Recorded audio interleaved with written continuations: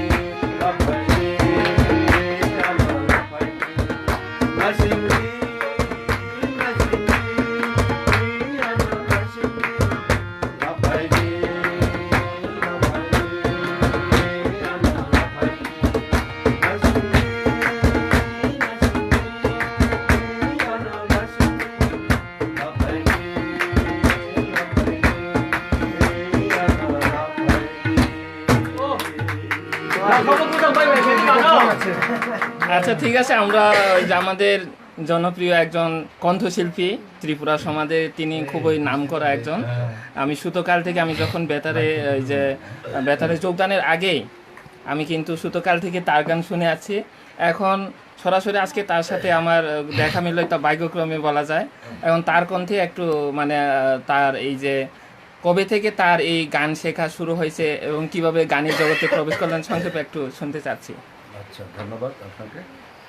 আমি ছোটকাল থেকে সংস্কৃতি জগতের সাথে খুব সম্পর্ক ছিল আমার সেই বাবা থেকেই আমার হাতে করি। আমার বাবা একজন সংস্কৃতি মনার ছিলেন এবং খুবই একজন ধার্মিক লোক ছিলেন আমার বাবা। তো আমাদের বাসায় বাবা সবসময় হারমোনিয়াম, তবলা সবসময় মানে প্রস্তুত রাখতো। মানে ওই বাবার এই ইয়ে থেকে উৎসাহ থেকে আমি অনুপ্রেরণা পেয়েছি গানের এই চর্চার দিকে আর কি, চর্চার দিকে মনোনিবেশ আমার আস্তে আস্তে হয়েছে আমার। তাই আস্তে আস্তে যখন স্কুলে গেছি আমি, স্কুলে তখন শিল্পকলার সাথে আমি ইনভলভ হয়ে গেলাম। খাগড়াছড়ি শিল্পকলা একাডেমির সাথে আমি মানে ওতপ্রোতভাবে জড়িত। তখন সেখানে আমি প্রত্যেকটি প্রোগ্রামে তখন ওই শিশুদের প্রোগ্রাম আমি অংশগ্রহণ করতাম। সেখান থেকে আস্তে আস্তে আমি চট্টগ্রামে আসলাম। চট্টগ্রামে আসার পরে আমি একটা নিবেদন শিল্পী গোষ্ঠী নামে ওইখানে আমি মেম্বারশিপ লাভ করলাম। ওখান থেকে আমি চট্টগ্রাম বিশ্ববিদ্যালয়ে আবার ভর্তি হলাম। চট্টগ্রাম বিশ্ববিদ্যালয়ে পড়ার সময় আমি রেডিওতে অডিশন দিই। অডিশনে আমি ত্রিপুরা পাহাড়িকা অনুষ্ঠানে ত্রিপুরা গানের শিল্পী হিসেবে আমি তালিকাভুক্ত হওয়ার সুযোগ লাভ করি। অবশ্য আমি একটা কথা আমি অস্বীকার করতে পারবো না, সেটা হলো যে একটা ব্যক্তির, একটা ভদ্রলোকের বিষয়ে আমি কৃতজ্ঞ। তার নাম হলো প্রবংশ ত্রিপুরা, মিস্টার প্রবংশ ত্রিপুরা। আমার এই সংস্কৃতি চর্চার পিছনে ওনারও অবদান অনেক আছে। উনি আমাকে অনেক সহযোগিতা করেছেন। তো এইভাবে আর কি বান্দরবনেও আমি যখন বান্দরবান বেতার কেন্দ্রে আমি একজন আধুনিক বাংলা গানের তালিকাভুক্ত শিল্পী। তার মানে আপনি মানে চট্টগ্রাম বেতার কেন্দ্রে ত্রিপুরা গানের তালিকাভুক্ত একজন কণ্ঠশিল্পী, আর বান্দরবান পার্বত্য জেলার যে বেতার কেন্দ্রেও আপনি আধুনিক গানের কণ্ঠশিল্পী আর কি বর্তমানে। যথার্থই বলছেন। আর ওই যে যার কথা বলছেন তিনি হচ্ছেন আমাদের বাংলাদেশ বেতারের একজন মুখ্য প্রযোজক উপজাতি অনুষ্ঠানে, আমাদের ত্রিপুরা সমাজের একজন লেখক, একজন গুণী। আমি কেন, আমাদের সবাইকে স্বীকার করতে হবে।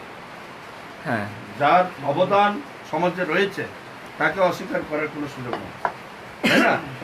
আমাদের সম্পদ একজন। তার অনুপ্রেরণা আমি বরাবরই পেয়েছি এবং বাবা তো আছে, মা বাবা এবং সকলেরই আমাকে অনুপ্রেরণা জুগিয়েছেন এই ক্ষেত্রে, মানে অবদান রাখার ক্ষেত্রে। ধন্যবাদ আপনাকে।